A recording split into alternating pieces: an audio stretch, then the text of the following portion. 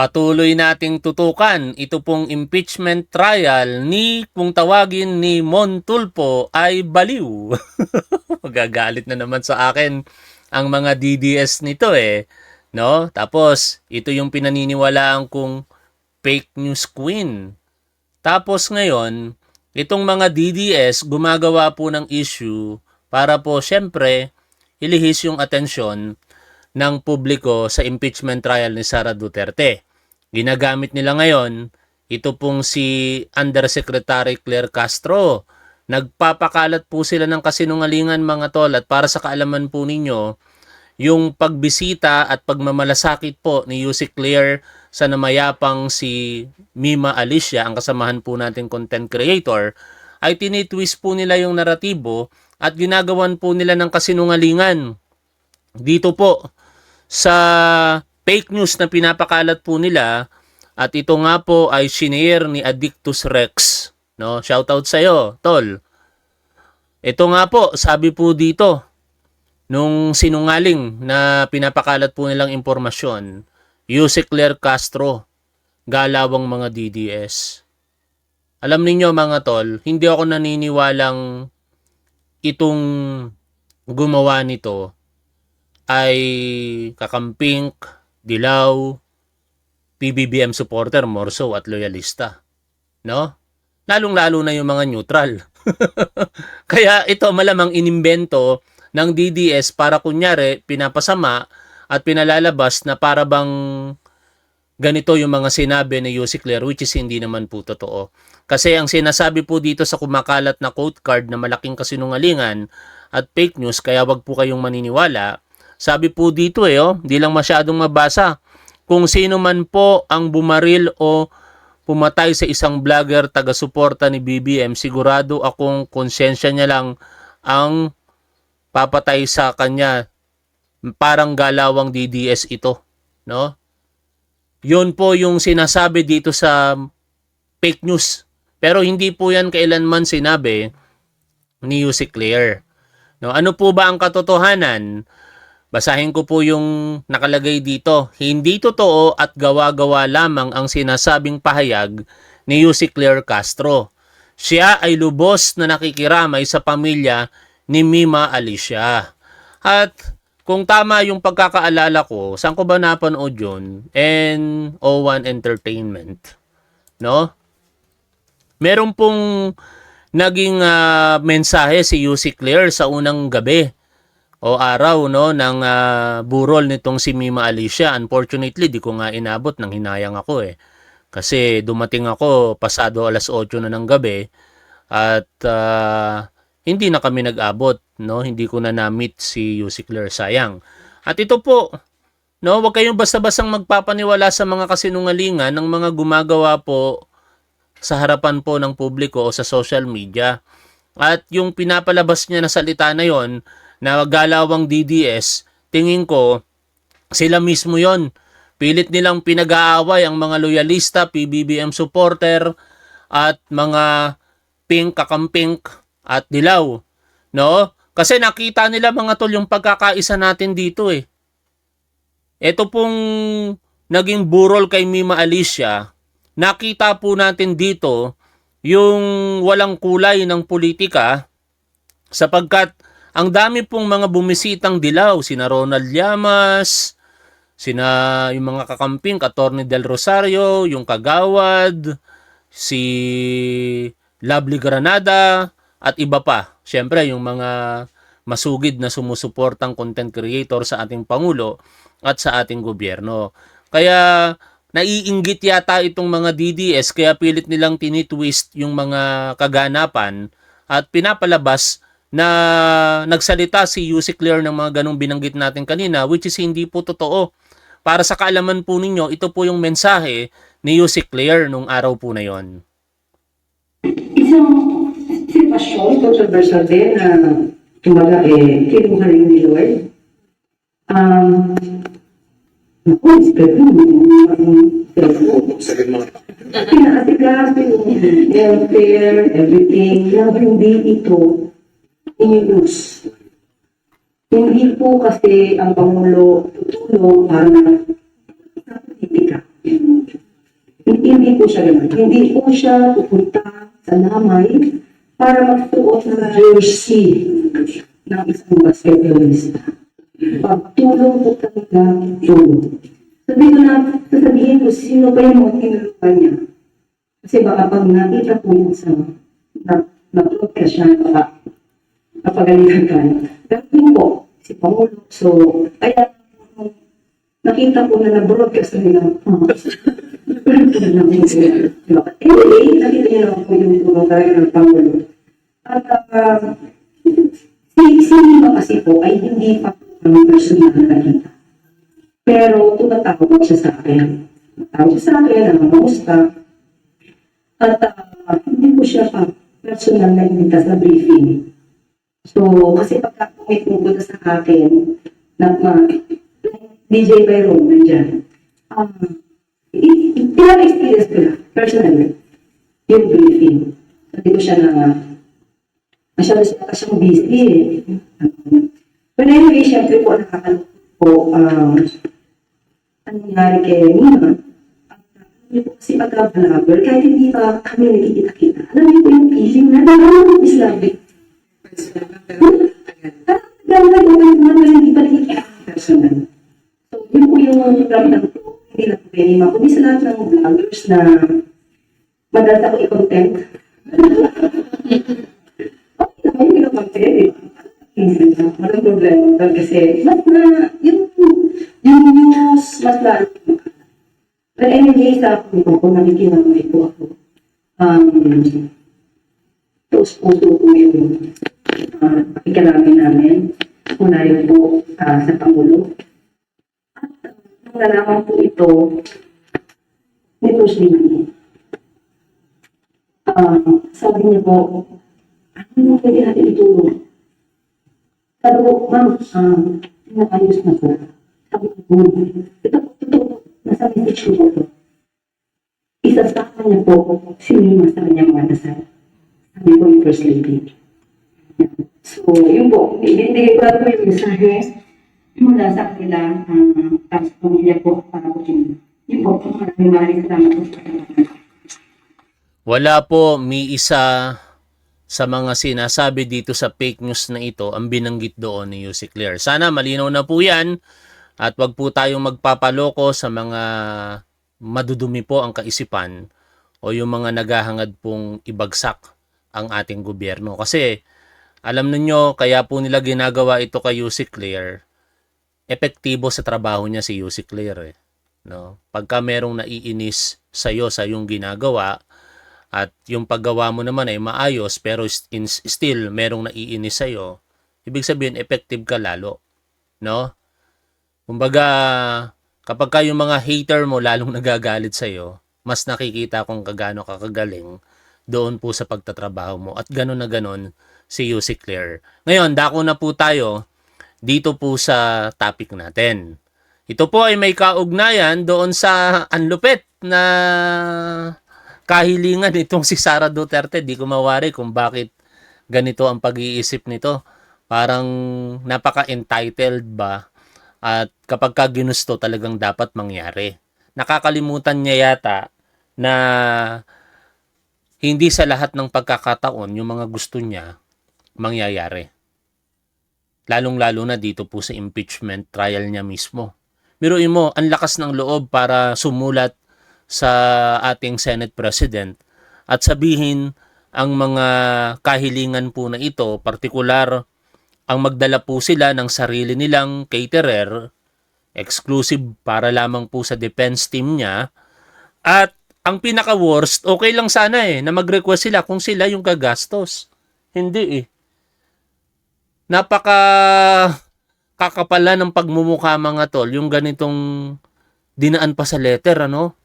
Ipapasagot mo yung gastos sa Senado doon sa kinukuha mong exclusive caterer para sa defense team mo. Aba, ibang klase po yan. At syempre, nag-react po dyan sina Senator Ping Lacson at marami pang iba, pero dito sa ating topic, banggitin lamang natin ang dalawa.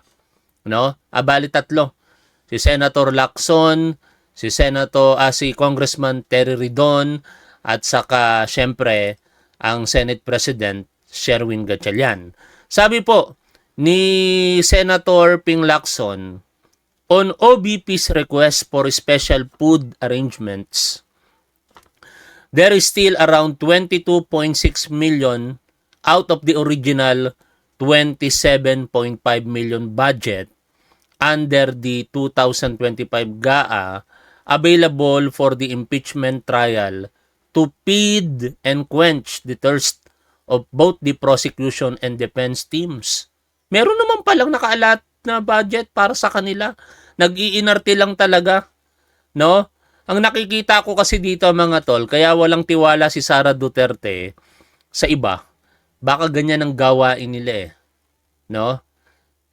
Malamang sa malamang kasi may yung isipan nitong si Sara Duterte kakaiba Meron po itong criminal mind, no? Yung propensity niya sa violence ay nandoon lagi. Nakita na po natin sa napakaraming pagkakataon ang mga pangyayari na yan sa kanya, no? Ang pinakasulyap yung pananapak niya sa sheriff Tapos yung mga pahayag niya sa panahon ng panunungkulan ng kanyang ama na si Rodrigo Duterte. And lately, nung naging vice presidente siya, mismong si Pangulong Bongbong Marcos ang naging biktima. Biruin mo, sasabihan niya, Pangulo ng Pilipinas yun Gilitan niya ng leeg, pugutan niya ng ulo. Tapos yung dating Pangulong Marcos Sr., gusto niyang hukayan at itapon sa West Philippine Sea. And worse, sa kanyang pinaka-grand meltdown, pinagbantaan niya na ang buhay ng Pangulo, ng asawa nito at ng dating speaker. No, kaya kung naiisip niya yon marahil, baka ganun talaga yung gawain nila. Kaya ganito, nagdududa sila.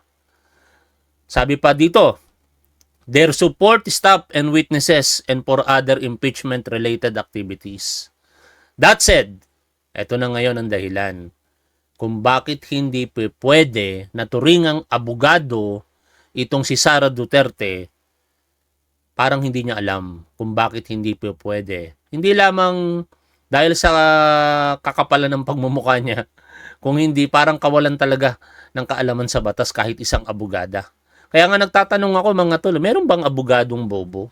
Kasi alam niyo nung mainit pang politika at partikular magkalaban sa posisyon ang ating Pangulo at ang dating Vice Presidente na si Leni Robredo, kailanman hindi po ako naniwala doon sa mga naratibo ng mga kumikriticize kay Leni Robredo na siya po'y bobo. No, 'di ba? Pinalalabas nila bobo daw si Leni Robredo, lugaw daw ang isipan. Hindi ako naniniwala doon dahil kahit ayoko sa kanya, nakita ko naman siya kung paano magsalita, kung paano sumagot sa mga interview, kung paano magtalumpati, no? Hindi naman ako bulag at bingi para hindi makita. Pasensya na sa mga PWD, literal lang po itong sinasabi ko para hindi ko makita o hindi ko madinig yung sinasabi ni Leni Robredo noon. Kaya ang naging approach ko during the time na tayo nangangampanya para kay Pangulong Bongbong Marcos ay yung mga banat ng mga kakamping at dilaw, sinasagot ko dito sa ating programa. At wala namang problema doon kasi kanya-kanya lang tayo ng paniniwala. Basta may pinaguhugutan tayong ebidensya at katotohanan, pwede po tayong manindigan. Pero dito sa gustong mangyari nitong si Sara Duterte, ito po ay paglabag sa batas. Sabi nga po ni Senator Ping Lacson, that said, we cannot pay the OBP's caterer without violating the procurement law. Para lamang mapagbigyan ka, lalabag pa sa batas ang Senado kung sakasakali. Hindi yata nag-iisip talaga itong si Sara Duterte, hindi ginagamit ang kanyang pagiging abogado. At dito naman sa pahayag ni Congressman Terry Ridon, sarili nilang caterer pero ang tagabayad ibang tao. Sa balita po ng Philippine Star, Bicol Saro Party List Representative Terry Ridon commented on Vice President Sara Duterte's request to the Senate to pay for the defense team's food, beverages, and catering amid the ongoing impeachment trial against her. Parang wala hong obligasyon yung Senate Impeachment Court para bayaran po ang pagkain ng kahit sino man. whether ng prosecution at ng defense. Ang totoo naman po ay may sarili pong mga opisina, yan pong defense at prosecution. According to Ridon, it is up to the Senate to decide on this matter. At maliwanag na po yung sinabi ni Senator Lacson, di ba? Malalabag nila ang procurement law. Although mamaya sa balita, yung sinasabi naman ni Senate President Win Gatchalian. Ayun pa, dito kay Terry Ridon, I think it looked like a demand from the OBP. Totoo.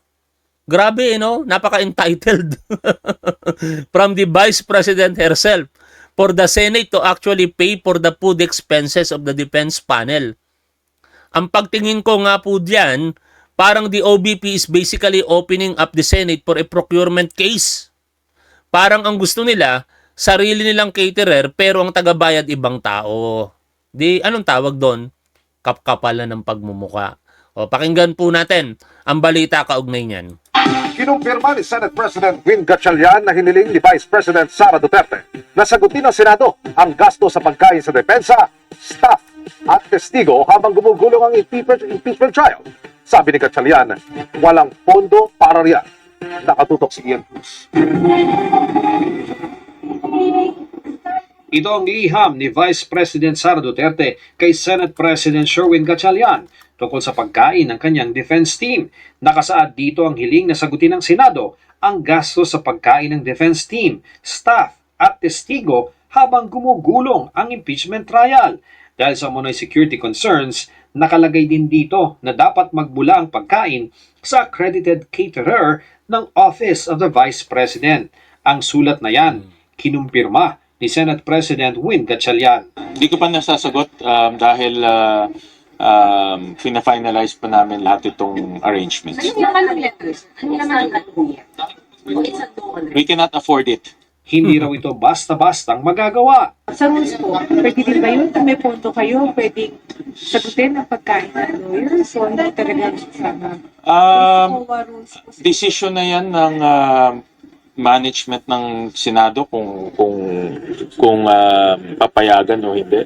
But it's a basic issue of budget no? Dahil nga hindi kaya ng budget dahil meron tayong ibang gastusin at we have to prioritize of course yung budget hearings at committee hearings.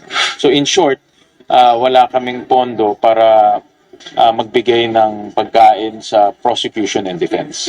Sabi ni Senador Ping Lacson, Para mas madali nating maunawaan mga tol, pag sinabing walang pondo, walang batas na nagpo-provide para dito.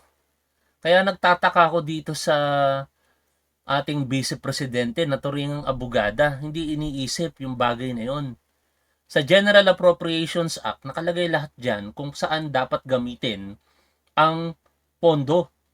At kung gagamitin ng isang pondo na hindi naman allocated dyan, baka magkaroon pa hindi lamang sa paglabag ng procurement law, kung hindi technical malversation. I do not know kung 100% tama yung naiisip ko kasi hindi ako abogado. Pero basic naman yon na kapag ka merong isang pondo na appropriated para sa proyekto na ito, syempre nakagaa Ibig sabihin lahat nakalista na.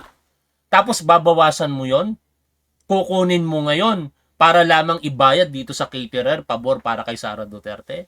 Di technically, na-malverse mo yung pondo ng bayan. No?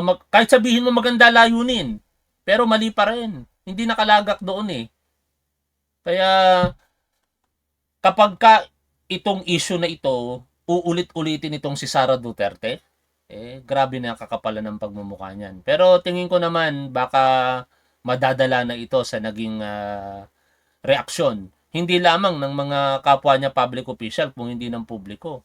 Hindi talaga maganda mga tol. Napaka-entitled, sabi nga ni NBI Director Melvin Matibag sa kanyang column sa anong pahayagan yun, mainstream media, nakalimutan ko bigla, bratinela itong si Sara Duterte ayon sa kanyang ama. Ano ba yung bratinela? Di ba yung bratinela, yung mga bata na o anak na kapag ginusto dapat masunod. Ganon si Sara Duterte. At gusto niya yatang i-apply yan sa Senado, which is hindi pa pwede. Chairman ng Committee on Accounts, tutuloy siya sa request dahil posibleng malabag ang Government Procurement Law. Aniya, may sariling caterer ang Senado na dumaan sa regular bidding. Ang hiling na gamitin at bayaran ng Senado ang caterer ng OVP ay masasabi umanong questionable at irregular. Nauna nang sinabi ni Lacson na nasa mahigit 26 million pesos mula sa budget noong nakaraang taon ang pondo para sa impeachment trial. Sinubukan naming kunin ang panig ng OVP ukol sa liham ni VP Sara pero hanggang ngayon ay wala pang tugon ng OVP ukol dito. Pero natanong sa paksa si Attorney Michael Wesley Poa ng Depensa sa pagtatapos ng Day 9 ng impeachment trial. I cannot, I can confirm na wala namang pinapayagan yata na ganon as far as I know, but I cannot dwell on the Yun ang problema. Alam mo naman pala na walang pinapayagan. Pero, sino ba yung sumulat? Di ba? Ang sumulat, Office of the Vice President, ang nakapirma si Sara Duterte. Oh. Tapos ngayon, parang nagmamaang-maangan itong si Attorney Michael Poa. details kasi that was an OVP letter and the defense team has no participation in that letter. So baka best directed to the Office of the Vice President. Kasi Ngayon, pakinggan natin yung isa pang punto. Dito, nakikita ko sa thumbnail si Congressman Sendanya. Tingnan niya natin kung anong nilalaman ng balita na ito. Catering ang hiling ni Vice President Sara Duterte para sa kanyang defense team sa gitna ng impeachment trial. Senado raw dapat ang gumastos sa pagkain at inumin ng mga abogado. Kwento naman dyan ng isang kongresista, ano ba talaga ang gusto ng bise? Bloodbath o birthday party? Nagbabalik si Mean Los Baños. Sa sulat ni Vice President Sara Duterte kay Senate President Sherwin Gatchalian noong July 7, may tatlong kahilingan ang bise kaugnay sa kanyang paglilitis sa Senado. Una, na ang lahat ng pagkain at inumin para sa kanyang defense team at staff ay eksklusibong ihain sa kanilang holding room. Kailangan din daw na eksklusibong manggaling at ihain ito ng caterer ng Office of the Vice President at ang mga gastos dito ay sasagutin daw dapat ng Senado. Paliwanag ng bise, ang kanyang mga hiling ay upang matiyak ang kaligtasan at kapakanan ng kanyang defense team at staff. Nang tanungin ang kanyang tagapagsalita tungkol dito, sabi ni Attorney Michael Poa, and the defense team has no participation in that letter. So baka best directed to the Office of the Vice President.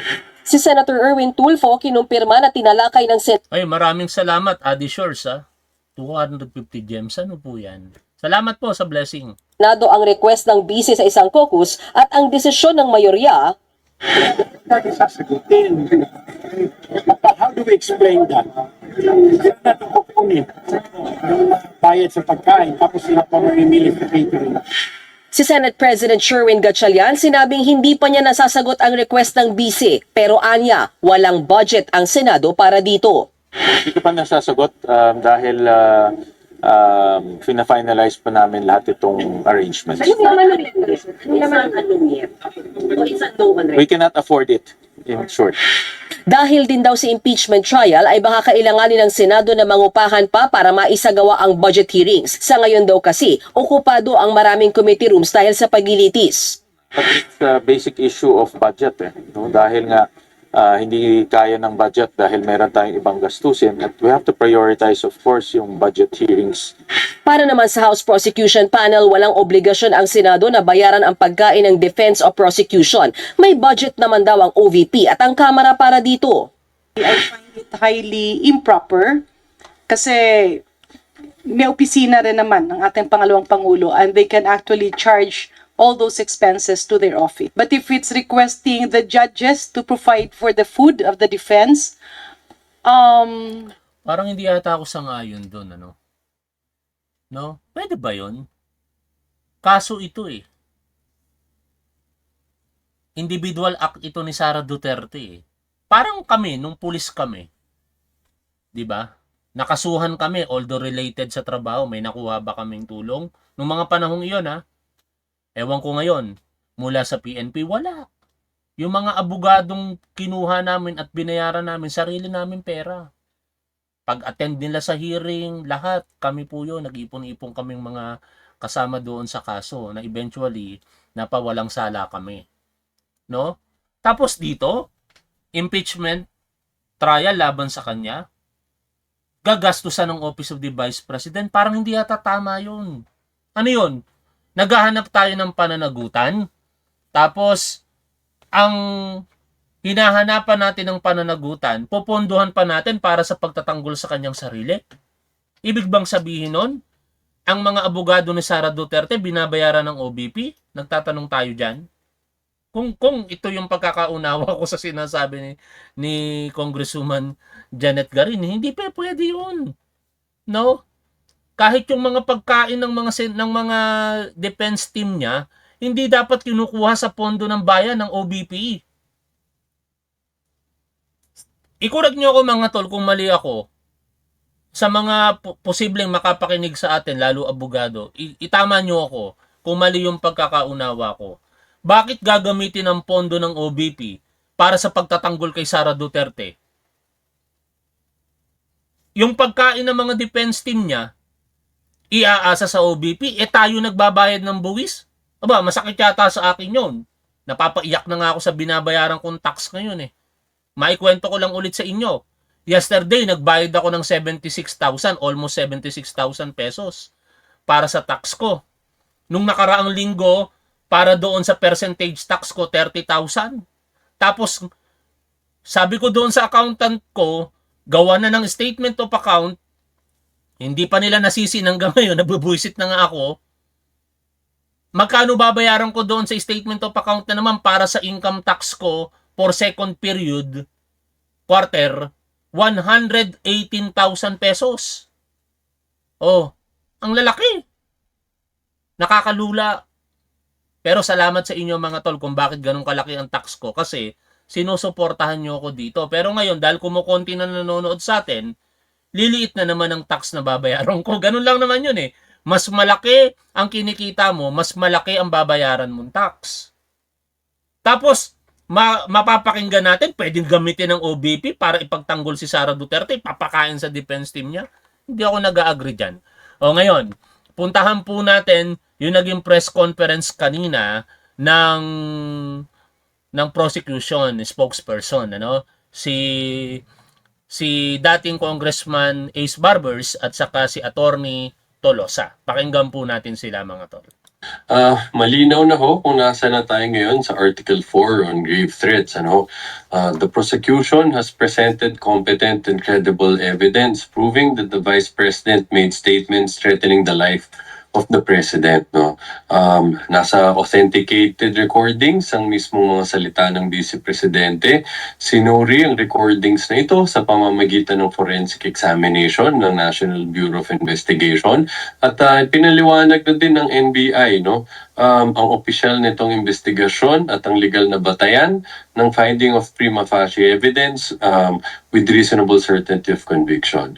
So narinig na ng impeachment court kung bakit itinuturing ng NBI ang banta bilang isang seryoso at patuloy na usapin ng national security. So meron na special task force na ginawa ang NBI para mag-conduct ng masusing investigasyon kaugnay nito at may active and continuing investigation. At nasabi na din NBI Director Melvin Matibag may persons of interest. So the prosecution has presented the proof. So now the burden of evidence now lies with the defense. So hindi na ho sapat ang simpleng denial. Kailangan na nilang sagutin ang authenticated recordings, ang forensic findings, ang official investigation at ang national security assessment na nasa record na. So in other words, prosecution, tapos na ho kami maglatag ng ebidensya sa posisyon namin na pinapatunayan ho nito yung mga charges dun sa articles of impeachment with respect to grave threats. So, ang bola na sa kabilang panig na kailangan na ho nilang sagutin ito sa pamamagitan ng pagpresenta din ng kanilang sariling ebidensya kung meron man. At pagkatapos ho mapresenta ng magkabilang panig ang ebidensya, tsaka ho titimbangin niya.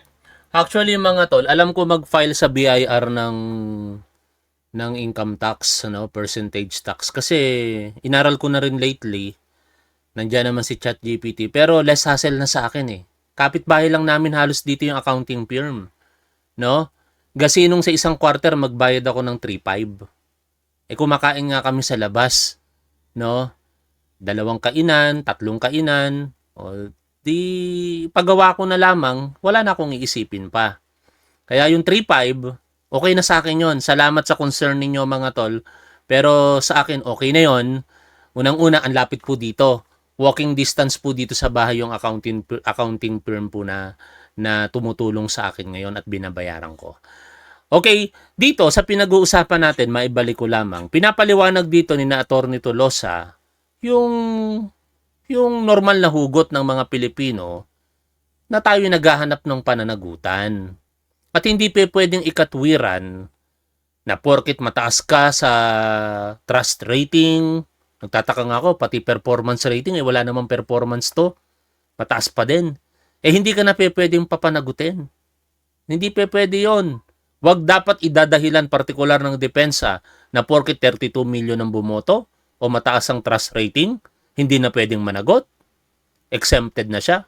Aba, kung gano'n na magiging pamantayan natin, di lahat na lamang po ng sikat gagawa ng mali at hindi naman papanagot. Patuloy po natin pakinggan si Atty. Tolosa dito. Yan, ng impeachment court at silang maghahatol kung sino ho ang presenta ng mas malakas na ebidensya kaukol sa bagay na to. Alright, siguro we are ready now to receive your questions. Sinong gustong mauna? Morning po, sir. Rose po sa UNTV News. Go ahead, Rose. Yes, good morning, sirs. Sir, tatanong ko lang po, di po ba ang current setup po ngayon ay magpe-present po muna ng evidence at witnesses ang prosecution sa lahat ng articles? So, natapos na nga po sa Article 4, which is assassination plots, grave threats, and inciting to sedition. Meron po bang discussion na baguhin po yun pong format na pagkatapos nyo pong mag-present ng evidence and witnesses nyo po dito po sa unang article na present nyo, ay ang defense naman po ang susunod? Meron hong ongoing discussions about this, but I hope you could understand. No, I can't give more details about it at this point. But hintayin ho natin kung anong magiging pagpapasya ng impeachment court kaugnay sa bagay na to na inaasahan namin na malaman natin by next week. Alright, sir. Pero bakit po ba nagkaroon po ng ganitong discussion in the first place? It's a matter that was brought up by the presiding officer. I think tinanong din ang opinion ng magkabilang panig ukol dito. But, again, I hope you understand. I can't give more details about it at this time. So, hintayin na lang ho natin kung ano ang maging decision ng impeachment court. But what is the position of the prosecution panel? Will it help speed up the procedure po?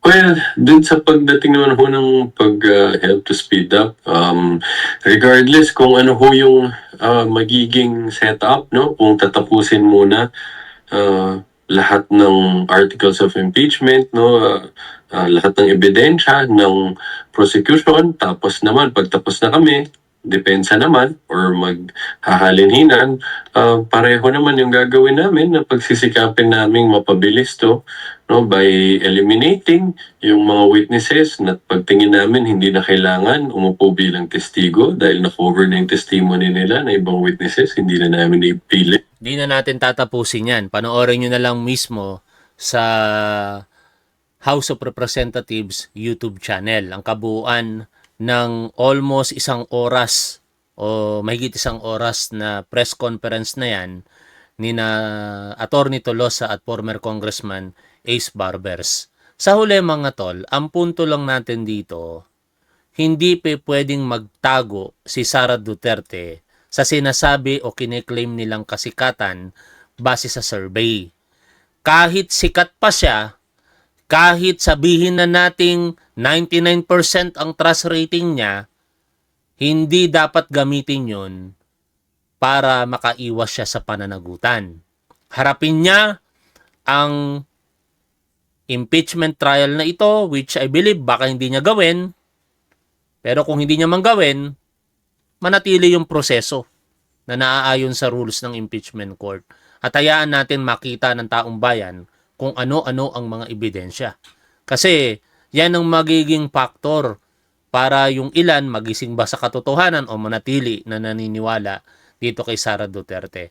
Lalong-lalo na, tapos na ang presentasyon ng mga ebidensya ng prosecution sa Articles of Impeachment 4, no, yung grave threat.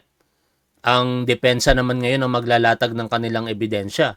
Tingin ko halos walang ebidensya itong depensa eh. Kaya nga sinasabi ni Attorney Lorna Capunan ay ganito, no? Yung kasabihan nila sa legal profession na kapag ka malakas ka sa batas, magpunto ka doon. Kapag ka mahina ka sa pagka malakas ka sa katotohanan, pumapanig sa iyo ang facts, gamitin mo 'yon. Pagka mahina ka sa facts, gamitin mo ang batas. Pagka both mahina ka, sirain mo ang kredibilidad ng kalaban mo. At ganun lang ang ginagawa ng kampo ni Sara Duterte. Dinidiscredit lang nila yung credibility ng mga witnesses na ipinesent ng prosecution. Bakit? Kasi sa tingin ko, wala silang ebidensya para pabulaanan. Paano mo kasi pabubulaanan? Obvious na obvious naman.